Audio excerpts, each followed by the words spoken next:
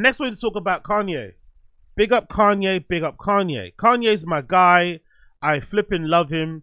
He sat down with Justin LeBoy for an interview, which was actually better than recent Justin LeBoy interviews that he does with Kanye.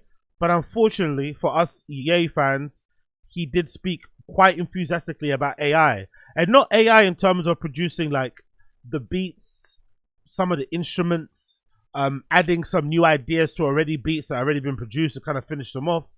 He spoke very enthusiastically about AI regarding his raps. Because people notice, I think in Vultures, is it Vultures 3 or 2? Is there even a 3? Well, I think it's 2. Whatever Vultures it was, people noticed, and I didn't notice at first, that a few of the tracks clearly have Kanye AI voice used in them. And the idea behind that is that you write your raps, and then because Kanye is one of the most recognizable people in the world, there's hours and if not multiple millions of hours of him speaking footage out there. You can get AI models that can essentially take the raps that you write and basically rap them in Kanye's voice.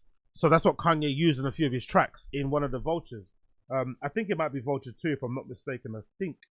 I think it was Vulture 2 that Kanye used some of that stuff on his raps. Yeah, it was Vulture 2. And people weren't impressed by it because Vulture 1 obviously was a little bit more real.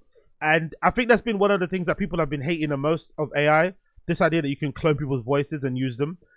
Drake used it pretty well when he did that freestyle diss record to Kanye, where he took the voices of what's it called, of Tupac and Snoop Dogg and insulted Kendrick on the track. I thought that was a very clever use of AI, but generally people don't like it. And I think that version of AI was different too. I think that version of AI Drake used was the voice of Snoop and Tupac, but he was actually rapping.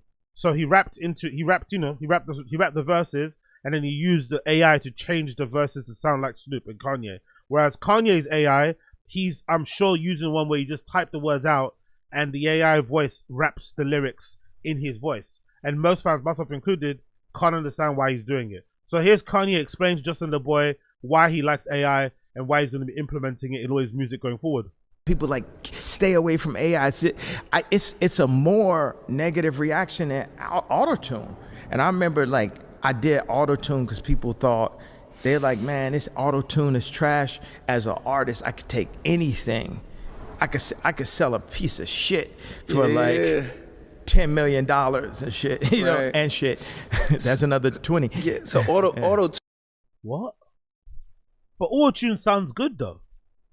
Everyone sounds better with auto-tune. No one does not sound better with auto-tune. People hated auto-tune at first because they just hated how auto-tune sounds, but nobody could objectively say that auto-tune didn't sound good. AI just doesn't sound good. It's not warm. It's too tight. You know, if that makes any sense. It's too tight. You can clearly hear when somebody's using AI voice for it, especially the ones that do text to voice. It just sounds too precise. There's no imperfections. You know, you don't hear the breaths and shit. All that stuff is super important. And also, it's Kanye West. What else is he doing now? He's a billionaire. Like, you got time to do a lot of things, brother. You don't need to be fucking using AI. You've got time. You've got the time to rap and do your lyrics and whatever it may be and perform. It's like Playboy Carti. That's why one of the things that annoys me about Playboy Carti, one of my favorite artists, but when he performs live, he doesn't even rap his songs.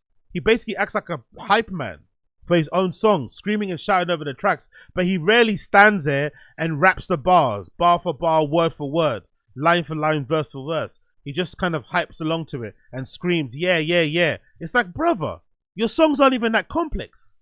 Your songs aren't even that complex. It's more of a vibe and a wave. Can you please just rap your songs? Can you just rap along to your lyrics, please, for love of God? And Kanye, the same thing. You're a fucking billionaire. You showed us a proof on your Instagram. Was it 2.97 something and counting? Cool, great, amazing. Now you got $1 billion. Get in the fucking booth and fucking rap. Tune you feel like is AI as well? Exactly. It's in the same family, except people have a more visceral reaction. Is AI the future? The visceral reaction is because it's shit. That's it. The visceral reaction to AI is because it's shit. Please, Kanye, for the love of God, it's shit. Of music, or is it a crutch? It's time for me to explain to people the power of AI and music. So I take a sample, and this is like a dream come true. Back in the days, you used to have to get the 24 track stems, the Motown, like the 24 track reel. It was like this, and they would tape it on a CD or tape it digitally. Then you got the different parts. Right now, you could take any song and separate it. Just get the vocals. Yeah. Just get the bass line, the drums, completely separated. So when I send a song or a sample to my engineers, I just say JS AI, like how their website is. Yeah. So it's like my engineer, John Scott, AI. So he's speaking like digital THX. Like on THX, this is the movie that George Lucas did. I get what he means. It is quite incredible nowadays that you can take records that have already been done and strip them of their vocals and turn them into instrumentals. That's incredible. That's one of the advantages of AI. And even for someone like myself, I do podcasting, I do streaming. If you want to create a jingle, you can essentially go, and I think it's Udemy and a few of those other kind of sites, and generate some pretty decent jingles that you can then probably tighten up yourself with other, music production platforms and shit, or sorry, applications, and kind of add to it. I'm sure that would be a thing to add. I've even used AI for some of my mixes. When I want to do a mix, I might go in AI and say, oh, if I'm like struggling for a tune to play after a certain record, I might go, okay, cool. What song sounds similar to Mr. Fingers' Can You Feel It? Right? Or a song that was released around the same time. And then I'll say, name me 5 songs that are in the same BPM range of Mr. Fingers' Can You Feel It? And then, AI, whatever it is, ChatGPT, Grok, whatever, will give me a list of tunes that sound similar. And then maybe I might not use one of the tunes, but that tune will give me a jumping off point to go find something else. So it's a good resource. It's a good sort of tool, but you shouldn't be completely relied upon. You shouldn't just say, oh, give me an hour's worth of house music, and then you just play those records that AI gives you, because then it wouldn't be interesting. It wouldn't be a part of your artistic expression. It's not going to have any, even nuance. It's not going to have any personality to it. It's just going to be a bit bland. You got to add a little bit of your own personality to it. And I think that's what, and music fundamentally, that's what it always should be. It's always is about your personality. Some rappers, we love them based on their voice alone. Like Jadakiss, to this day, Jadakiss could rap a nursery rhyme, and I'm gonna fucking close my eyes and do the screwy face and fucking nod along. That's what I'm gonna do. If Styles P raps a fucking children's book, I'm gonna do screw face and crunch my nose and just keep rapping along, because their voices are so poignant, their voices hit so hard that that's what you fucking connect with. So once you take away your voice and you start doing it through AI, and it's all precise and to the point, missing any imperfections, missing the breaths, the tuts, the S's and shit, the cadences, the stutters, all that stuff, it just takes away from the tune. That's a necessary part of the song, necessary part of it. Using it as a tool, cool. Using it as a crutch, not so cool. Or using it as a replacement, come on, bro. I already don't like the fact that Kanye sits down when he raps, when he records music. I'm not gonna lie. I already don't like the fact that Kanye sits down in a chair when he records his music. There's something about that kind of always like, man, get up, man. Like, stand up. Like he's sitting down and recording. Like, what is this sitting down and recording thing? Stand up and fucking rap into the mic. Use your arms, use your body, like use everything to kind of get across what you're saying.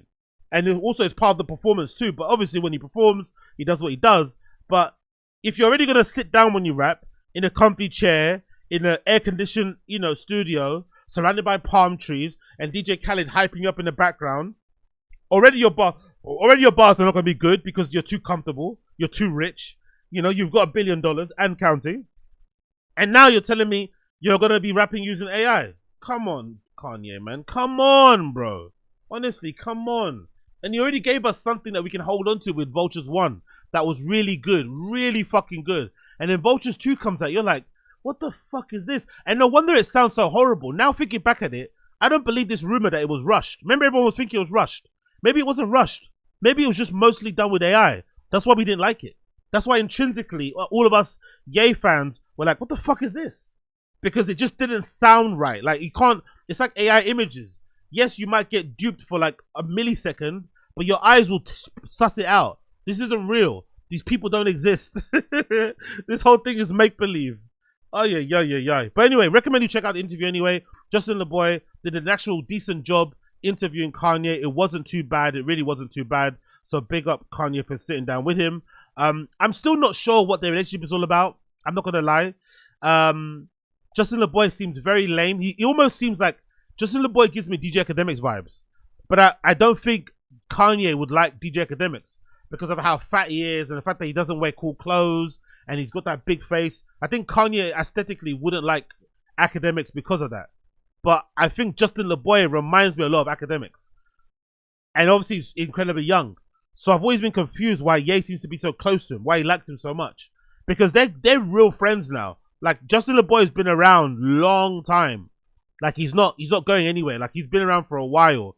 He's probably the one consistent person in Kanye's life, apart from that kid that records all the video. By the way, that thing's coming out soon, isn't it, right? That documentary, that kid, I forgot his name. The white kid that's always got the iPhone standing behind Kanye. He recorded an amazing documentary, I think it might have been from like 2015 or something. He's got footage. Basically, I think his footage picks up from that Yeezus documentary on Netflix all the way until now. So we'll probably get to see like background stuff about Virgil, because I've always been curious about that too. About the state of Kanye and Virgil's relationship before he passed away. R.I.P. to the GOAT. So it'd be cool to see some of that information, see maybe what happened with Don C and all those guys, because it feels like all those guys have either abandoned Ye or he's abandoned them. But he's got a completely different crew now of people that he kind of hangs around with. So maybe seeing how those things pass out will be quite cool to see. But anyway, check it out. It's available on Justin LeBoy's channel, I think. It's called The Download or something. I'm sure if you want to see it, you'll find it. I'm sure if you want to see it, you'll find it.